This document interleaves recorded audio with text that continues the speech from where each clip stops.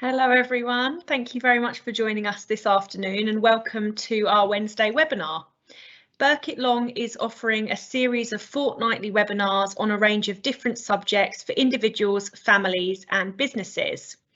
My name is Rihanna Billington and I'm joined by my colleague Helena Oxley, who you will see a little bit later on, and we're both solicitors in the BLHR and employment team at Burkitt Long. This week we're providing an employment law update and we will take questions at the end, so please do feel free to make use of the Q&A facility and we'll come back to those. We've got an agenda which I'll just run through, which details what we're going to be discussing in today's webinar. So firstly, we have some recent updates which we think you should be aware of, and then we've both chosen two cases to discuss. So Helena will be looking at Hope and British Medical Association, and I'll be looking at Chell and Tarmac Cement and Lime Limited. We'll talk about the facts of the case, we'll talk about the judgment and offer any comments or thoughts that come from that. Then we'll take questions and then that'll round us off nicely. So on to the first update, or no, before the first update, just a quick disclaimer. The information in this presentation is for general purposes only and doesn't constitute legal advice, and the information is correct as at today's date and is subject to legislative changes. So first update, thank you. First update to bring you is that minimum wage is increasing from the 1st of April 2022. You can see there that anyone aged 23 and over, the rate is increasing to £9.50. Anyone aged 21 to 22, rate is increasing to £9.18. Aged 18 to 20-year-olds, rate is increasing to £6.83, and for under 18s and apprentices, the rate will be £4.81 from the 1st of April. Now, I'm conscious sometimes when we give you these updates, we just sort of give you the figures and we don't talk about when the actual increased rate's going to apply. So just want to talk a little bit about that, just hopefully if it will be useful for anyone. The higher rate will start to apply from the next pay reference period after the increase, and the pay reference period depends on when an employee or a worker is paid. So if an employee or worker is paid daily, the pay reference period is 1 day. If they're paid weekly, the pay reference period is 1 week, and if they're paid monthly, the pay reference period is 1 month. So just to give you an example, and I took this from the ACAS website, so if you don't follow what I'm saying now, just go and have a look at the ACAS website because it's detailed there. But if we take the minimum wage increase on the 1st of April, we'll take Sam as an example, who gets paid on the 15th of every month. So that means the old rate will apply until Sam's next pay reference period, which will start on the 16th of the month. So as a minimum, Sam should be paid the old rate from the 1st of April to the 15th of April and the new rate for the 16th of April to the 15th of May. So that's the minimum wage increase.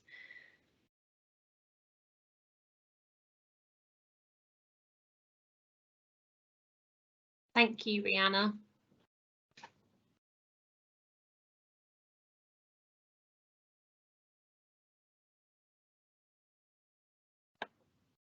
I've just paused for a moment because I just wanted to check that it's moved across.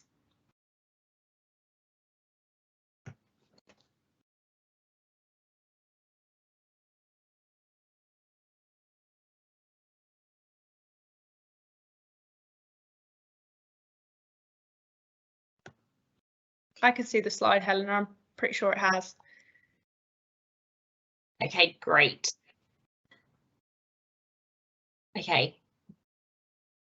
Thank you, Rihanna. So I'm just going to have a quick look at rates and limits that will be increasing from the 6th of April 2022. So as you can see here, the first bullet point, the cap on a week's pay will be increasing from £544 to £571, and that will be applicable for basic awards and redundancy payments. The cap on maximum compensatory award for unfair dismissal will be increasing from £89,493 to £93. We wish £93,878, and the minimum basic award for certain unfair dismissals, including health and safety dismissals, will be increasing from £6,634 to £6,959, and these rates will be applicable to dismissals that are occurring on or after the 6th of April 2022. So just to bear in mind that the key date there is the effective date of termination. So even if notice is provided prior to the 6th of April 2022, if the termination date will be post the 6th of April 2022, then the higher cap will be applicable there. Passing back to Rihanna for the next update.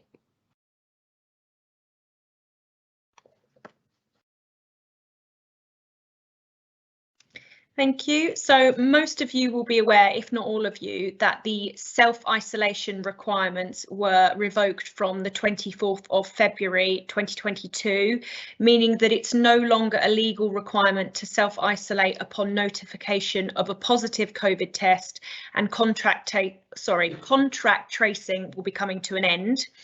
Although it's no longer a legal requirement, the guidance still advises individuals who have tested positive to self-isolate for at least 5 full days. The £500 self-isolation support payment for people on low incomes who test positive for COVID-19 also stopped on the 24th of February, but the increased statutory sick pay will apply for a further month, said the government. So some key dates to bear in mind here.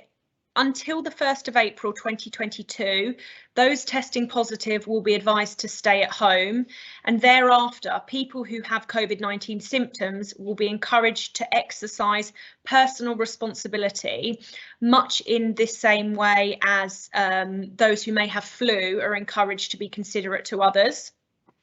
From the 1st of April 2022, free symptomatic and asymptomatic testing for the general public will end.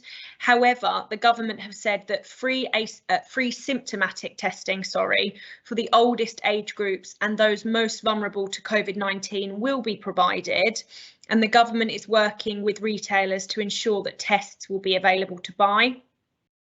Also, from the 1st of April 2022, the government have said they're no longer recommending the use of voluntary COVID-19 status certification, although the NHS app will continue to allow people to indicate their vaccination status for international travel. Now, understandably, the ending of the legal requirement to self-isolate may be a concerning prospect for both employers and employees alike. So we would encourage you to, if you haven't already, brief staff about what it is you expect of them regarding workplace attendance to minimise any confusion should they test positive for COVID. And if staff can work from home, it might be prudent to consider allowing them to do so whilst they're infected to control the spread of the virus. And similarly, if employees come into contact, if they can't work from home, but they're likely to come into contact with members of the public who are potentially vulnerable, then it may be appropriate to limit their access to these individuals whilst they're infected.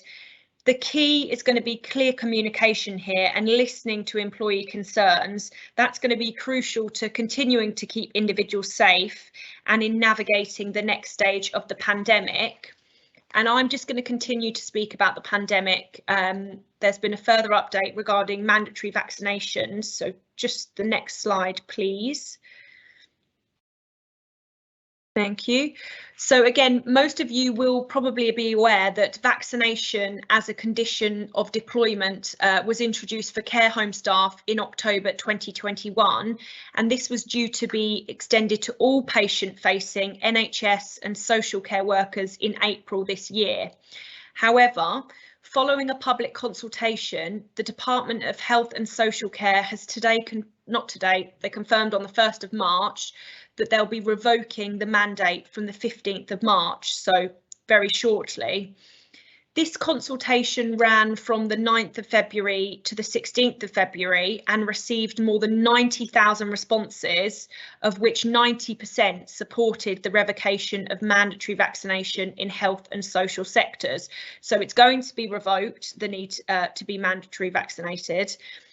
Now, the government has said, yes, we are going to revoke this, but they said that they consider that workers in the health and social care sectors have a professional duty to be vaccinated against COVID-19, and therefore they've pledged to work with the NHS and social care stakeholders, as well as professional regulators, to increase vaccine uptake. And they've also said there's going to be a separate consultation which will consider amendments to the Code of Practice on the prevention and control of infections to strengthen requirements in relation to COVID-19. The government has updated their operational guidance documents on vaccination for people working in care homes and also social care settings other than care homes to take account of their decision to revoke mandatory vaccination. And we'd encourage you to review this if it's applicable to your situation. That's all I had to say on that one. I believe the next update's Helena's. That's great, thank you, Rihanna. So research undertaken by the Chartered Institute of Personnel and Development, so the CIPD, along with Simply Health, found that nearly half of organisations have had staff who experienced long COVID with symptoms lasting for 12 months. And the head of employment policy at the Equality and Human Rights Commission, so the EHRC, suggested that organisations should treat their employees who have had long COVID symptoms as if they have a disability for the purposes of the Equality Act 2010. So this advice is to avoid employers falling foul of equality laws in the absence of clear legislative protections for people who have long COVID. So lingering symptoms can be such things as cognitive difficulties and fatigue, and these may affect employees' performance at work. But because the symptoms can vary and do fluctuate, it's not yet known whether all cases of long COVID would be classified as a disability for legal purposes. So the Trade Union Congress and other bodies have asked the government to classify the condition as a disability. However, the EHRC considers that the short amount of time that long COVID has been a condition, and due to the fluctuating nature of the symptoms, this may be a barrier for the government to do so. Next slide, please. So on the next slide, we're just going to have a look at the definition of disability, which is found in section 6.1 of the Equality Act 2010. So a person has a disability if the person has a physical or mental impairment, and the impairment has a substantial and long-term adverse effect on that person's ability to carry out normal day-to-day activities. So there are 4 key questions within that for us to consider. So 1, does the person have a physical or mental impairment? 2, does that impairment have an adverse effect on their ability to carry out normal day-to-day activities? 3, is the effect substantial? And 4, is that effect long-term, which is 12 months or more? So whilst most people who have had long COVID will make a recovery, or had COVID will make a full recovery within around 12 weeks, for others the symptoms can last a lot longer and could lead to a diagnosis of long COVID, or another term that is being used is post-COVID syndrome. So if an individual is diagnosed with long COVID and symptoms satisfy the definition of disability under the Equality Act 2010, then employees will have protection against discrimination at work. And this kind of protection could include the right not to be treated unfavourably, so considering such things as training or opportunities for promotion.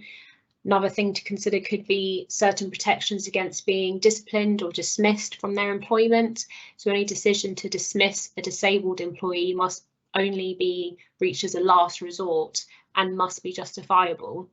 So if an employer knows or could reasonably be expected to have known that an employee has a disability following long COVID diagnosis, then the employer must first consider any reasonable adjustments that could be made before reaching the decision to dismiss. So examples of such reasonable adjustments could be a phased return to work, perhaps a reduction in hours or days, or a different working arrangement. So that could be working from home or adaptations made to the workplace. And just a reminder of the purpose of reasonable adjustments. These are to remove any disadvantage that could be suffered by a disabled person in comparison to a non-disabled person. And a colleague of ours, Charlotte Holman, has actually produced an article on how employers can support employees with long COVID, and that article is available on Burkitt Long's website. Next slide, please.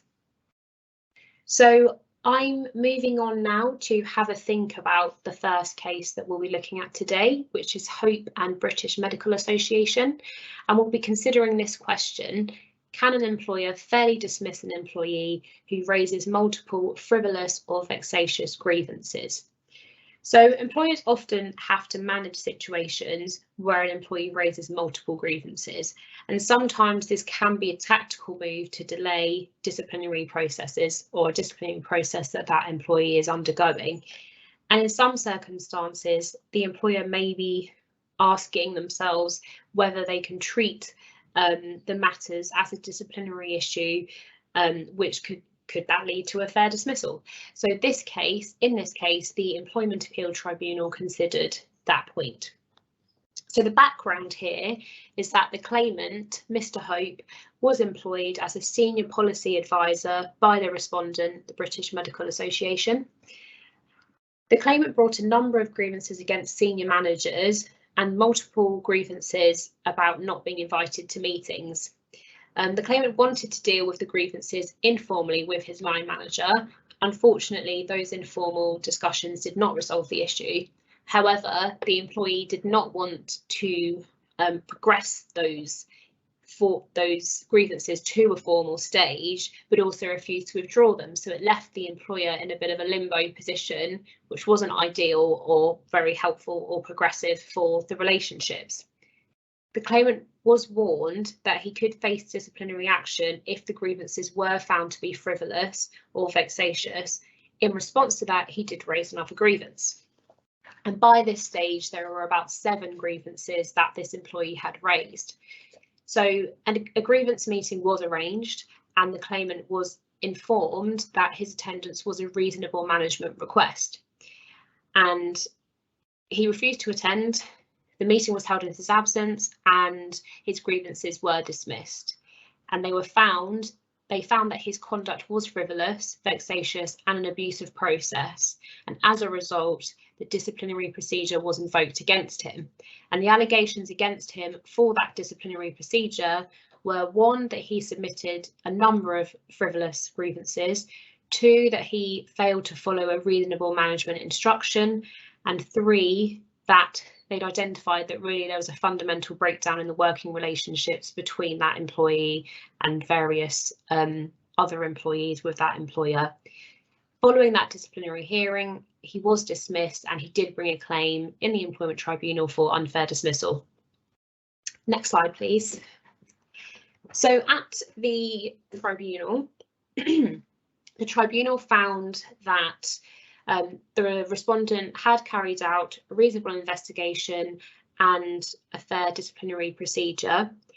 The tribunal decided that it was not unreasonable for the respondent to conclude that the claimant's conduct was vexatious and unreasonable, and also that the decision was within the band of reasonable responses. The claimant appealed that decision to the Employment Appeal Tribunal on 2 grounds. Firstly, that the tribunal wrongly concluded that his conduct met the definition of gross misconduct as something that involves either deliberate wrongdoing or gross negligence, and his second ground was that the tribunal's findings were perverse. The Employment Appeal Tribunal also dismissed his appeal, and they stated that the starting point for considering that gross misconduct appeal point was to have a look at Section 98 of the Employment Rights Act 1996. Within that section, it refers to conduct as being a permissible reason for dismissal rather than misconduct, whether that's gross or otherwise. Whether dismissal by reason of conduct was fair or unfair would be dependent not on the label or the characterisation of the conduct as gross misconduct, but on whether in the circumstances and taking into consideration the size of the employer and the administrative resources, the employer had acted reasonably in treating it as a sufficient reason for dismissing the employee. So the term gross misconduct is used for the most serious types of misconduct that warrant instant dismissal without notice. And the case of Neary and Dean and Westminster, and that's Neary spelled N-E-A-R-Y, described gross misconduct as conduct that so undermines the relationship of trust and confidence that the employer should no longer be required to retain the employee in his employment. So when considering this, the EAT, the Employment Appeal Tribunal, confirmed that the following 4 stages should be applied. So firstly, did the employer hold a reasonable belief that the claimant was guilty of the misconduct? Second, was the belief based on reasonable grounds? Third, were the reasonable grounds formed on the basis of a fair and reasonable investigation?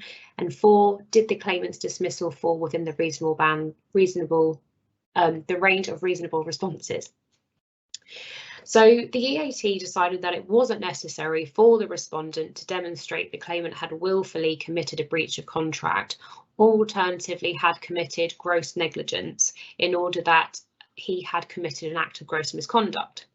The EAT also rejected the claimant's perversity arguments. The reason for his dismissal was not solely due to his failure to attend the grievance hearing. It was one of several reasons that was relied upon by the employer. The EAT noted, and I think it's an important point for employers and employees to bear in mind, that the purpose of a grievance procedure is to resolve concerns about colleagues or the workplace. And it's not for complaints to be left unresolved and capable of being resurrected at a later date. And it wouldn't be fair to expect that an employer should leave concerns unresolved for an unlimited duration. This destroys the ability to address legitimate concerns promptly and also to ensure the well-being both of the employee that's raised the grievance, but also for employees that may be the subject of such grievance. The EAT stated that it was clearly permissible for the original tribunal in that case to consider that the respondent acted within the range of reasonable responses. If we could move to the next slide, please. I'm just going to talk to you about a few key points to take from that judgment. So I'm going to start with the second one down there, but I think this decision provides employers with some level of comfort that a repeated abuse of the grievance process could result in misconduct and warrant action against a particular employee that does misuse the policy. Of course, this is case specific, and we wouldn't, you would never say to treat something in a blanket way. We do have to look at each grievance on its own merits and follow that. But I think that's a really important point, because having a grievance procedure in place is an important right, but also it shouldn't be abused. But on that note, then, employers should tread very carefully when taking a decision to discipline or dismiss an employee in connection to them having raised concerns, because of course that could lead to a series of claims, which could be for unfair or constructive unfair dismissal, whistleblowing, discrimination, victimisation. There's a lot of claims that could be brought, so it's really important to tread carefully and make balanced decisions and document those. I think from this case it's quite clear that clear communication is crucial. So the fact that the respondent clearly warned the claimant that his conduct in raising numerous complaints could be viewed as vexatious and an abusive process, and he was made aware of that at the time, together with the fact that he failed to comply with the respondent's instruction to attend the meeting, really helped the respondent here and made the decision to dismiss him legitimate. So I think that clear communication throughout is very important and is part of why the employer was successful in this case. And the final point there on the slide is just when multiple complaints are raised, an employer can take the time to consider, are these points we've already addressed? Is there a similar subject matter here? And perhaps if once you've done that assessment, it could be possible that you could review those grievances all together, which could save on resources and time, and also help to address things more clearly. And yes, that's my points on the case. Passing back to Rihanna.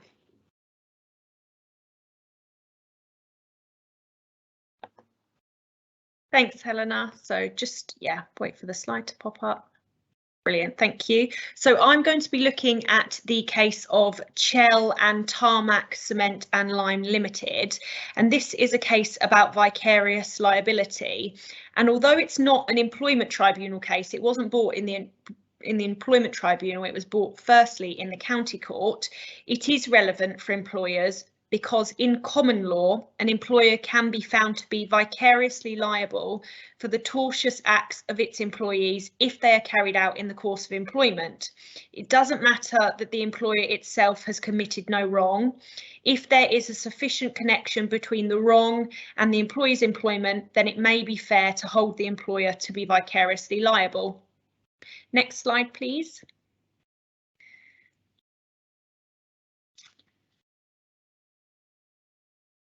Thank you. So there's a two-stage test in determining whether vicarious liability arises. The first limb first limb asks the question, is there a relationship between the primary wrongdoer and the person alleged to be liable, which is capable of giving rise to vicarious liability? And the second limb, which requires the question to be answered, is the wrongful conduct so closely connected with the acts the primary wrongdoer was authorised to do, or the role or field of activities entrusted to the wrongdoer, that, for the purposes of the liability of the employer, it may fairly and properly be regarded as done by the employee whilst acting in the course of their employment. And within the second limb, there's two further things to consider. So first thing to consider is that identification needs to take place of the nature of the wrongdoer's job or field of activities or what the employer was authorised to do. And secondly, there is required to be an evaluation of whether there's a sufficient connection between the action and the employment and what the employee is engaged to do. And both limbs of the test must be satisfied for vicarious liability to be found. So next slide, please. So just to give the background and the facts of the case, Mr. Chell was employed by Rolltech and he worked as a contracting fitter for Tarmac, who also directly employed their own fitters. Because of that, tensions arose between the contracted fitters and those employed by Tarmac internally. And one of Tarmac's own fitters, a Mr. Heath, thought that it would be funny to play a practical joke on Mr. Chell, and the practical joke was that he detonated 2 explosive pellets close to Mr. Chell, which actually resulted in a perforated right eardrum, noise-induced hearing loss and tinnitus. And it's no surprise that Mr. Heath was then dismissed by Tarmac. But Mr. Chell brought a negligence claim directly against Tarmac and also listed Tarmac as being vicariously liable for the actions of Mr. Heath, their ex-employee. Tarmac denied that the actions of Mr. Heath were within the course of his employment. They said that horseplay was not part of his employment and they denied any liability for his actions. They said his actions were wholly outside the scope of any reasonable foreseeability, any risk assessment, any health and safety guidelines, and his employment in general, but his actions were of his own volition without any sufficient connection to his employment to make Tarmac liable. The county court agreed with this, but Mr. Chell appealed. So he took it to the High Court and the appeal ended up being dismissed there as well. And the judge prefaced his judgment by saying that the practical joke must be the lowest form of humour because it's seldom funny, it's often a form of bullying, and it has the capacity, as is evidenced in the present case, to go seriously wrong. On the vicarious liability issue, they took the two-stage test, and the High Court said, you know, there's two questions to be asked here. Firstly, what are the functions or fields of activities that had been entrusted by the employer to the employee? And secondly, was there a sufficient connection between the position in which the employee was employed and the wrongful conduct to make it right for the employer to be held liable?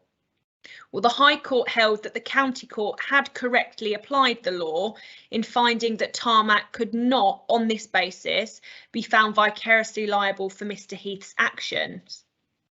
And on the direct breach of duty issue, the High Court endorsed the comments of the County Court, which stated that horseplay, ill discipline and malice are not matters that would be expected to be included within a risk assessment.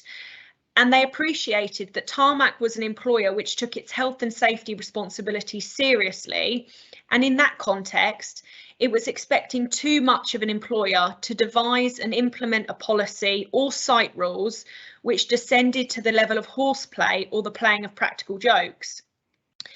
The High Court held that the County Court was, on the evidence, entitled to conclude that the existing site health and safety procedures, which included a section on general conduct, stating that no one shall intentionally or recklessly misuse any equipment, was sufficient, given the many ways in which employees could engage in horseplay, ill discipline or malice, and nothing more specific could reasonably be expected. And also that increased supervision to prevent horseplay, ill discipline or malice was not a reasonable step to expect this employer to have identified and taken. Mr. Chell appealed. He took it to the Court of Appeal and his appeal was dismissed there as well. Because the Court of Appeal, I've said appeal a lot in that sentence, so apologies for that, but they held that there was an insufficient connection between the employer-employee relationship and the prank, so the employer was not vicariously liable for the individual's actions. Lady Justice Nicola Davis stated that the risk created by this employee was not inherent in the business, and on no basis could it be said that the employee was authorised to do what he did by Tarmac, nor were his actions an unlawful mode of doing an authorised act. Further, she went on to say that it would have been unrealistic and unreasonable to expect an employer to have in place a system to ensure that their employees did not engage in horseplay. So what can we take away from this judgment? Well, this decision will likely give comfort to employers because if the actions of an employee are not connected to the activities that they're employed to do, then it means it's unlikely that the employer will be found liable for any harm suffered as a result of them. Additionally, this decision shows that where those actions are committed during the course of a claimant's employment, but it's not reasonable for that kind of action to have been taken into account in a risk assessment, then the claim is likely to fail. And we've seen a number of these cases recently, less so in the Employment Tribunal because it's more of, like I said, it's a common law, so it's normally brought in the County Court, but it's relevant for employers. And it's clear that the courts are taking a hard line on what liability an employer has for the actions of its employees and its contractors. And it's not enough to say that they were given the opportunity to carry out these actions because of their employment. So that's good. This is a positive decision for employers, definitely.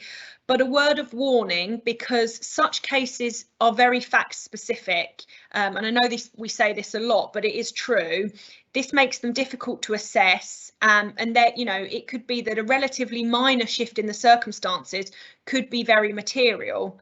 So, for example, in this case, had the pellets that been supplied by Tarmac, the outcome might have been different. They weren't in this case. Mr. Heath had brought them in, and similarly, had Mr. Heath been required to hammer these pellets at work, which again was not the case, but had it been, a different outcome might have occurred. And any of these points raised, or you could probably think of some others, would potentially be sufficient to deliver a different result in this case. So a word of warning, still treat any allegations of vicarious liability on a case-by-case basis and really examine the circumstances. And also just another health warning on this case.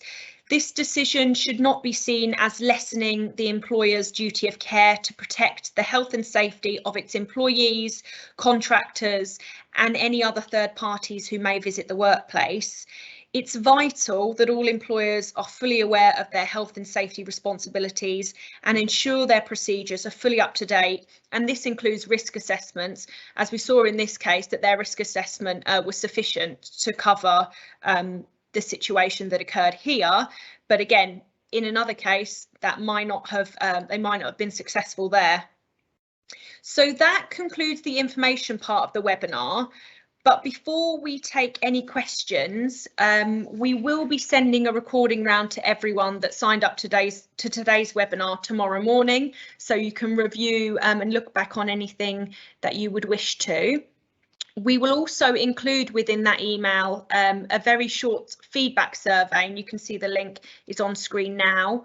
We'd really appreciate it if you could complete that so that we can make sure our future webinars are helpful to you, make sure we're tailoring them correctly. And also, as I said at the start, this is one in a series of Wednesday webinars. Our next Wednesday webinar is a construction law update on the 16th of March. And if you're interested in this or any of our future webinars, I believe the one on 20th of April, the trans community and the law, Helena will be speaking there about the implications for employers and employees. So if you're interested in that, make sure you attend that one. You can attend our webinars, or you can sign up to our webinars by going on our website or our Eventbrite page to sign up. So we'll now take any questions and we'd welcome them. Hopefully some have come through on the Q&A chat.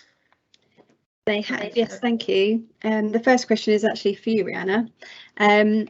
Lateral flow tests are no longer going to be free. How do staff know if they are positive, if they are asymptomatic, and to stay at home? Do we say if have symptoms, stay working at home for 5 days? I know we are lucky that we can request this.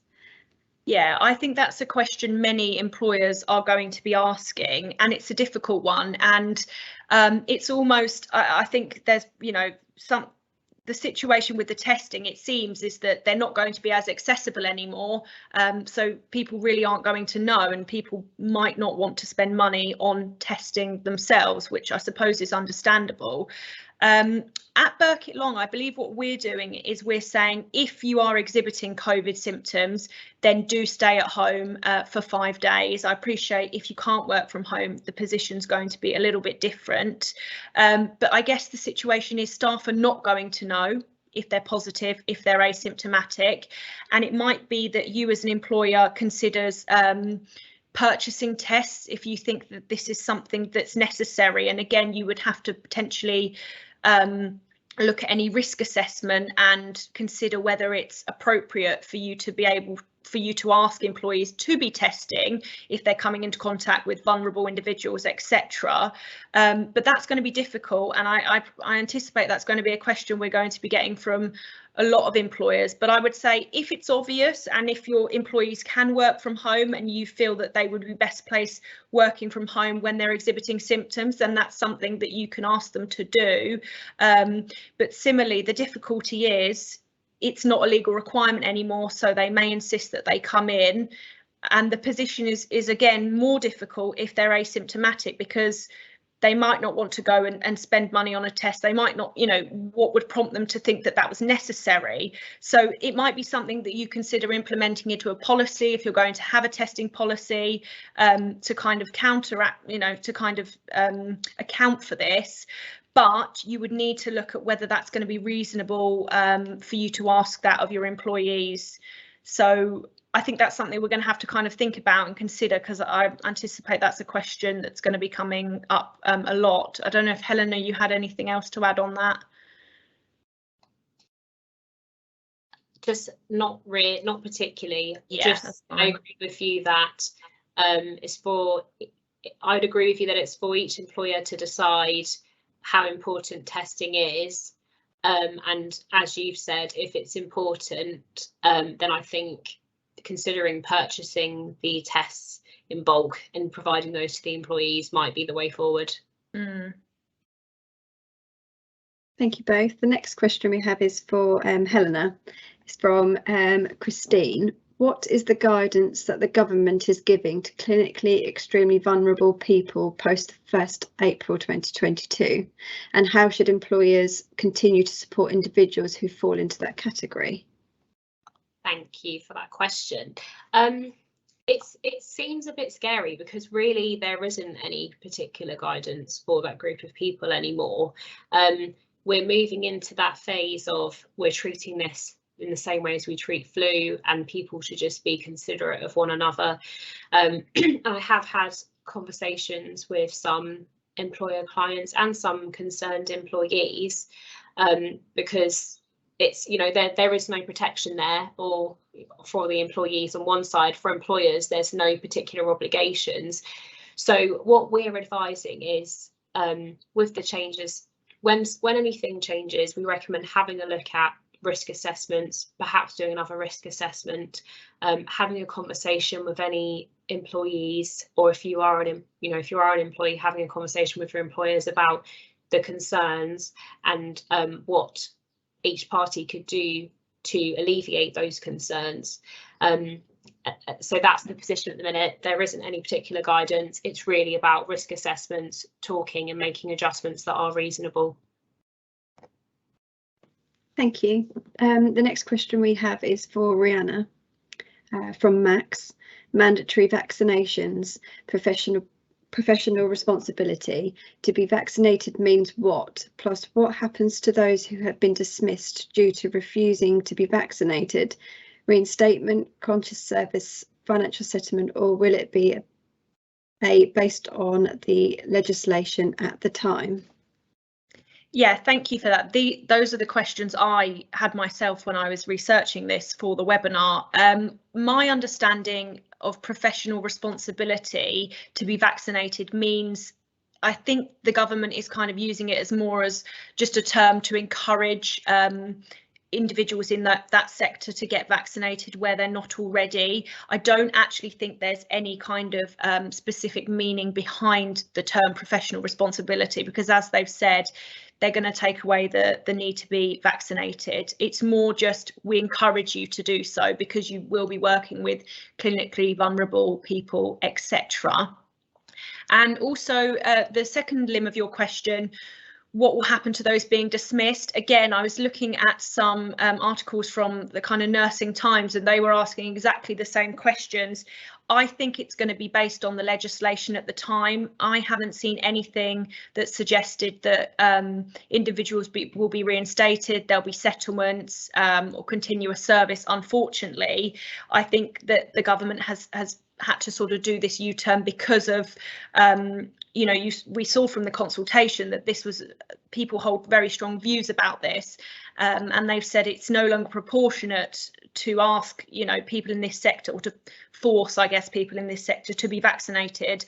So unfortunately, I think that the people who have moved on, whether they come back to the sector will be a matter for them, but there's not going to be anything, as far as I'm aware, that will bring them back to their roles. I think it's very much going to be based on legislation at the time, because anyone who was dismissed at the time, whilst that statute was in place, or the regulation was in place, was lawfully dismissed. And yeah, I don't think they're going to, unfortunately, go back on anything there. Thank you. Another question is, should a company have a COVID-19 policy versus an absence policy to manage absence?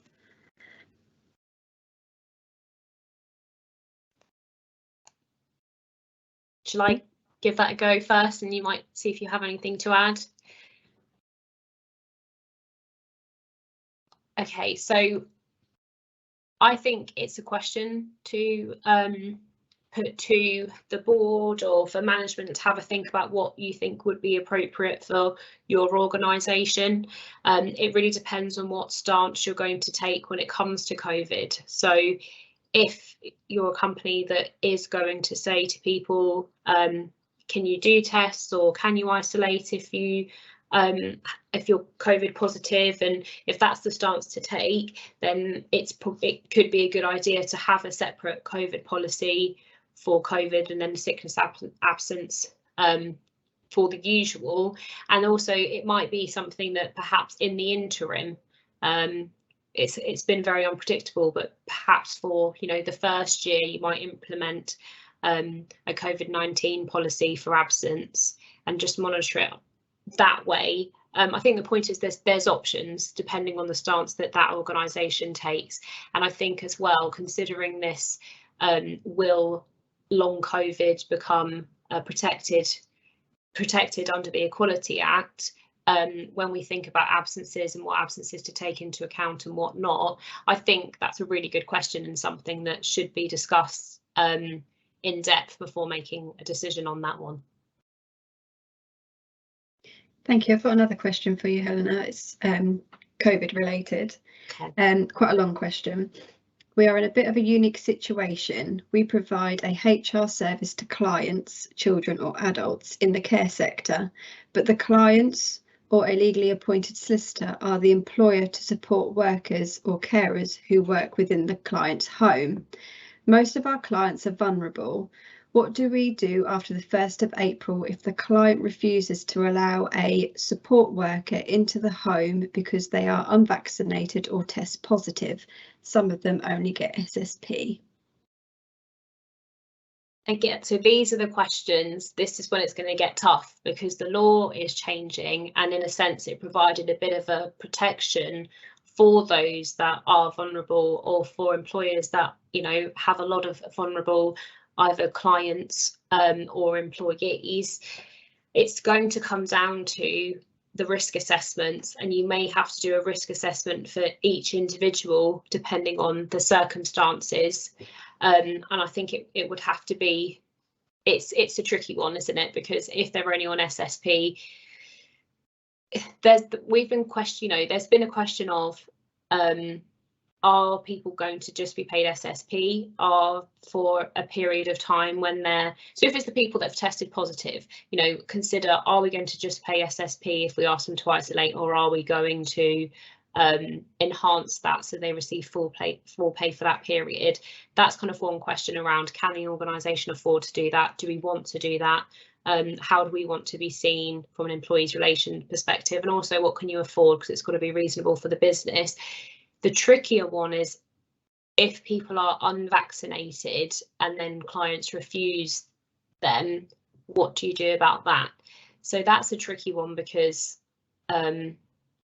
whether someone's vaccinated or not is, of course, it's their personal choice and also their personal information. And there's this whole GDPR question, and it might be that you've got the permission to share that with the clients already. But I think this is a really tricky one. As you can tell from could be this, could be that. But the starting point is doing a risk assessment of what you can actually reasonably achieve, what you can actually do, speaking to see if you can, I don't know, change rotas. So perhaps some people that might be comfortable with those that are unvaccinated could be attended by those individuals.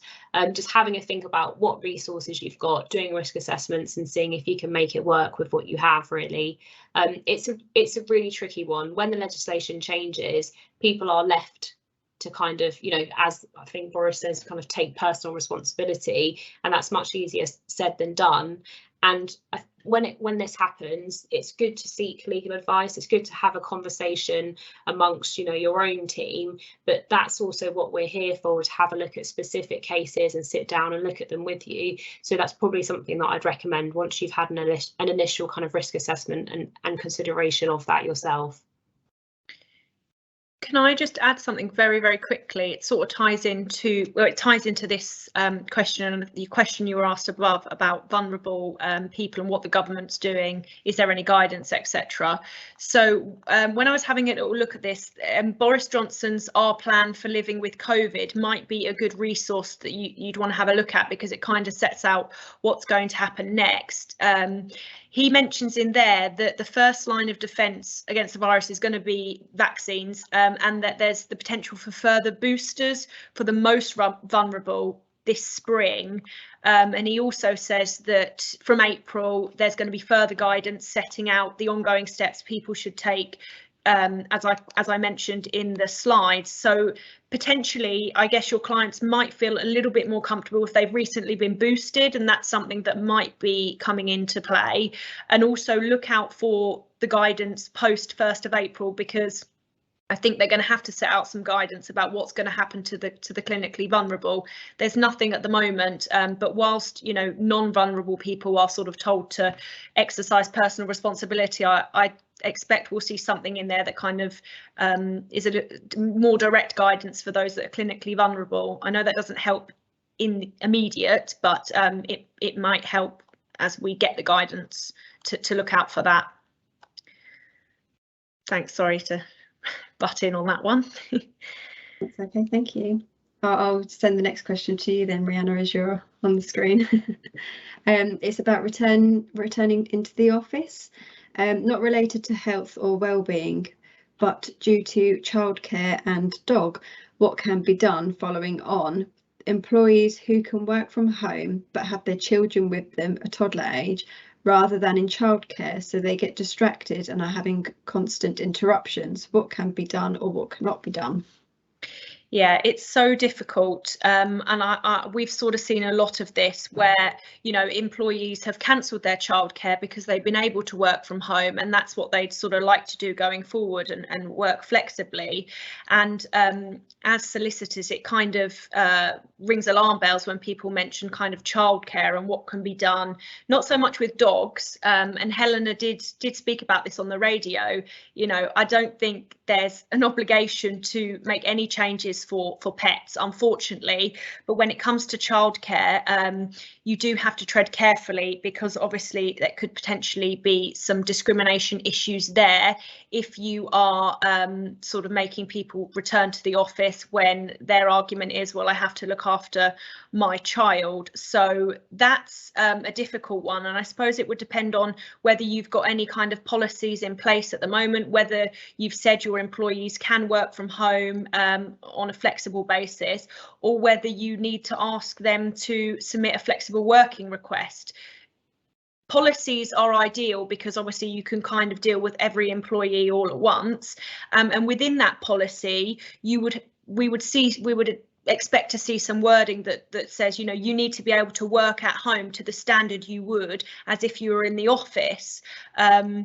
And things like being distracted and having constant interruptions may well be kind of in breach of that policy. So depending on what you have, that would be a good starting point. If there's nothing in place and you are asking people to return to the office and they're refusing, you do need to ask why. And I think if there's anything in there that says, well, I can't get childcare or something like that, you need to tread carefully because of the potential discrimination issues. But it might be that you need to carry out a flexible work. You might need to ask the employee to send in a formal flexible working request, and you would have to work through that quite carefully. And from there, you may be able to kind of permit them or not permit them to work from home, and that would be the way to do it, I think. But without knowing the kind of intricacies, I think just beyond, when it gets a bit deeper than kind of being distracted and constant interruptions, if there's real issues with childcare, then I think that's dangerous territory. But as I said, it might help to have a policy in place that says you need to be able to work as effectively and efficiently as you would in the office. And then from there, you could potentially kind of, so, you know, there's breach of policy there, there's some issues going on there, and kind of work from there. I don't know if, I think we've got a few more questions, but Helena, if you had anything to add on that. Perhaps not, but that's okay. No, I think you covered it well. I think it's, like you said, the starting point, policy as the starting point, because it sets out the organisation's expectations, which is important to know from the outset. As you said, having in there that happy to be flexible if that works for that particular organisation, but that's on the premise that performance will remain consistent. And then having any kind of informal conversations that you need to have if adjustments need to be made or if there are some concerns about performance. And then even if it, you know, if informally things aren't working, sometimes you may need to start a formal procedure if that's required. So I think it's just working through that. But yeah, Rhianna answered that very sufficiently, so that's fine. Nothing else to add on that. Thank you. The next question is for you, Helena. An employee had a number of short-term absences which linked to an employee's disability. Should the employer refer to the employee to OH practitioner or a GP? So if it's their GP, that's not, from the employer's perspective, if it's their GP, that's less likely to be helpful, because of course our own GPs are going to be favourable to us. It's not that they hope, you know, wouldn't expect them to lie, but that they're going to be more favourable to that individual. So we would recommend occupational health, depending on what the illnesses are. And if you feel that you've got a really good occupational health provider, then we'd say that. Otherwise, perhaps considering medical practitioners that are more specialist. But yes, we'd say to steer away from GP if possible and go with occupational health or medical practitioners that are dependent of the individual. Thank you very much. That's all the questions that we have for today. Great, thank you everyone for joining us. And yeah, our details are on slide, so if you want to get in touch with either of us, then do feel free to do so, and hopefully we'll see you all at the next one. Thank you very much. Thank you. Have a nice evening, everybody.